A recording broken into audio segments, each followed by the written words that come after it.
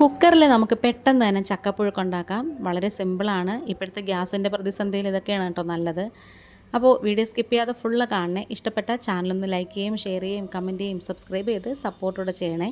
അപ്പോൾ താമസിക്കുന്നില്ല, നമുക്ക് നേരെ വീഡിയോയിലേക്ക് തന്നെ പോവാം.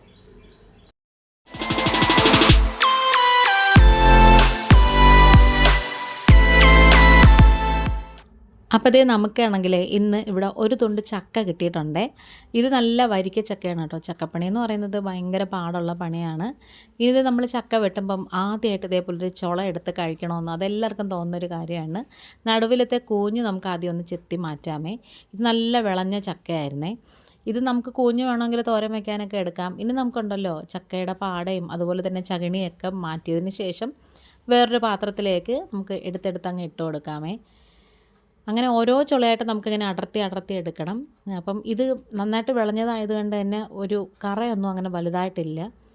ഇന്നിതേ ഇതുപോലെ ഇങ്ങനെ ഓരോന്നും ഇങ്ങനെ അടർത്തി വെച്ച് കൊടുക്കണം കേട്ടോ. ശരിക്കും എളുപ്പപ്പണി എന്ന് പറയുന്നത് ഇങ്ങനെയാണ് കേട്ടോ. ചക്കയുടെ മടൽ നമ്മൾ അടിഭാഗത്ത് ഇങ്ങനെ ചെത്തിയെടുത്ത് കളയണമെന്നുണ്ടെങ്കിൽ അത് പെട്ടെന്ന് ഇളക്കിയെടുക്കാം. നല്ല എളുപ്പമാണ്. പണ്ട് ഇവിടെ ഹസ്ബൻഡിൻ്റെ അമ്മയൊക്കെ ഉണ്ടായിരുന്നപ്പം ഇതുപോലെയാണ് ചെയ്തുകൊണ്ടിരുന്നത്. ഒരു ചക്ക മുഴുവനെ ഇങ്ങനെ കുത്തി നിർത്തിയിട്ട് അങ്ങനെ അതിൻ്റെ പുറം ഭാഗം ഇങ്ങനെ ചെത്തി ഇറക്കുമായിരുന്നു കേട്ടോ. അങ്ങനത്തെ ഇതിൻ്റെ മടലുണ്ടല്ലോ, അതിനകത്ത് നിന്ന് കുറച്ച് സോഫ്റ്റായിട്ടുള്ള ഭാഗം കൂടെ ഞാൻ എടുത്തിട്ടുണ്ട്. നമ്മൾ ചക്ക എപ്പോൾ വെക്കുമ്പോഴും കുറച്ച് മടലും കൂടെ ചേർക്കുകയാണെന്നുണ്ടെങ്കിൽ ഗ്യാസിൻ്റെ പ്രശ്നമൊന്നും വരത്തില്ലെന്നാണ് കേട്ടോ പണ്ടുള്ളവരൊക്കെ പറഞ്ഞു കേട്ടിട്ടുള്ളത്. ഇനി നമുക്കിങ്ങനെ ഓരോന്നും എടുത്തിട്ട് ഇതുപോലെ ചെറുതായിട്ട് വട്ടത്തിലിങ്ങനെ കുനുകുനാന്ന് അരിഞ്ഞെടുക്കണം. ഞാനിതിപ്പം കുഴയ്ക്കാൻ വേണ്ടിയിട്ടാണ്, അവിയലൊന്നും ഉണ്ടാക്കാനല്ല.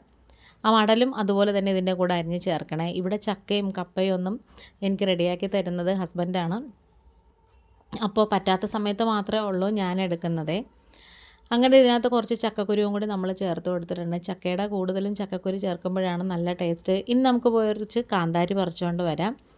അങ്ങനെ ഞാൻ മുറ്റത്ത് പോയി കുറച്ച് കാന്താരിയൊക്കെ എടുത്തുകൊണ്ടിരിക്കുവാണ്. അപ്പോഴത്തേക്കും ഇവിടെ ഒരാൾ വന്ന് നിൽപ്പുണ്ട് കേട്ടോ. വേറെ ആരുമല്ല, നമ്മുടേതേ കുഞ്ഞനുണ്ടല്ലോ, പൂച്ചക്കുഞ്ഞനാണ് കേട്ടോ. ഇവിടെ വന്നിരുന്ന് എന്നെ കാണിക്കാൻ വേണ്ടിയിട്ട് ഇങ്ങനെ ഏതാണ്ടൊക്കെ ഇങ്ങനെ കിടന്ന് ഉരുണ്ട് മറിഞ്ഞ് സ്നേഹം കാണിക്കുവാണ്.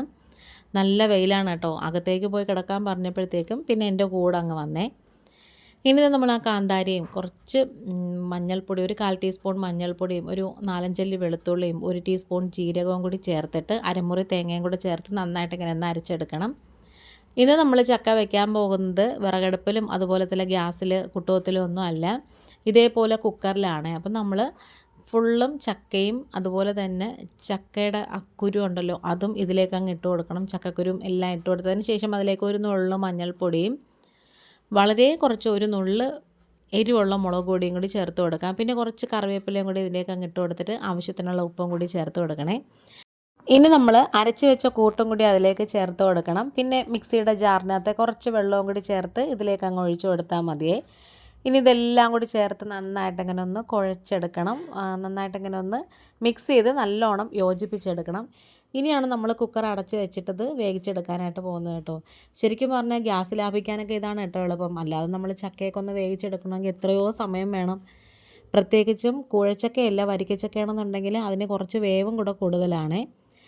ഇനി ഒരു 3 വിസിൽ കേൾപ്പിച്ചാൽ മതി. പിന്നെ ഓരോരുത്തരുടെയും കുക്കറിൻ്റെയും ഗ്യാസിൻ്റെ തീയുടെയൊക്കെ വ്യത്യാസം കാണും. അത് അവരൊരു യൂസ് ചെയ്യുന്ന കുക്കറും അതുപോലെ തന്നെ അടുപ്പം ഏതാണെന്ന് വെച്ചാൽ ആ രീതിയിൽ അങ്ങ് എടുത്താൽ മതി. അപ്പോൾ ഇതിപ്പം ഞാനൊരു 3 വിസിൽ കേൾപ്പിച്ചപ്പോഴത്തേക്കും നന്നായിട്ടത് തണുത്തൊക്കെ വന്നപ്പോഴത്തേക്കും തുറന്ന് നോക്കിയപ്പോൾ നന്നായിട്ട് ഇങ്ങനെ വെന്ത് വന്നിട്ടുണ്ട്. ചക്കക്കുരുവും വെന്ത് വന്നിട്ടുണ്ട്.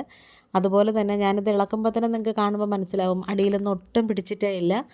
അരപ്പും എല്ലാം കൂടി നന്നായിട്ട് ഇങ്ങനെ ചേർന്ന് യോജിച്ച് വന്നിട്ടുണ്ട്. ശരിക്കും പറഞ്ഞാൽ കുക്കറിൽ വെക്കുന്നതാണ് കേട്ടോ നല്ലത്. അല്ലെങ്കിൽ നമുക്ക് എന്തോരം ഗ്യാസ് ചിലവാകും.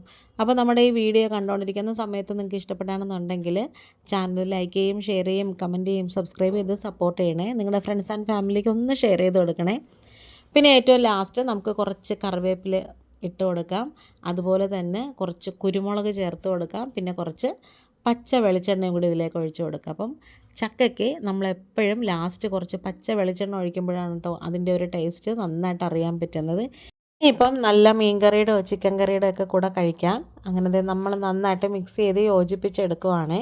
അപ്പോൾ നമ്മുടെ വീഡിയോയും വൈൻഡപ്പ് ചെയ്യാറായി. ഇനി ഇങ്ങനെ കുത്തി കുത്തി ഉടയ്ക്കുമ്പോൾ തന്നെ നന്നായിട്ട് ഇങ്ങനെ അത് മിക്സായി കിട്ടേ. നല്ലതായിട്ട് വെണ്ണ പോലെ വെന്തിട്ടുണ്ട്. നിങ്ങൾക്കത് കാണുമ്പോൾ തന്നെ മനസ്സിലാവും. ചക്കയ്ക്ക് എപ്പോഴും നമ്മൾ വെളുത്തുള്ളിയും ജീരകവും അതുപോലെ തന്നെ കുരുമുളകും ഒക്കെ നന്നായിട്ട് ചേർക്കണം. കാരണം കുറച്ച് കഴിയുമ്പോൾ ഗ്യാസും പ്രശ്നങ്ങളൊന്നും വരാതിരിക്കാൻ വേണ്ടിയാണ്. ഇപ്പോൾ ഇത് ഞാൻ നോക്കുവാണ്, ഉപ്പും എല്ലാം നല്ല കറക്റ്റ് പാകത്തിനായിട്ടുണ്ട്. അപ്പം നമ്മുടെ വീഡിയോ വൈൻഡപ്പ് ചെയ്യാറായി. തംബ്നെയിലിൻ്റെ ഫോട്ടോയും വീഡിയോയൊക്കെ എടുക്കുകയാണ്. ഇന്നിപ്പോൾ ഇത്രയേ ഉള്ളൂ. വേറൊരു വീഡിയോ ആയിട്ട് വേഗം തന്നെ വരാം. Thanks for watching.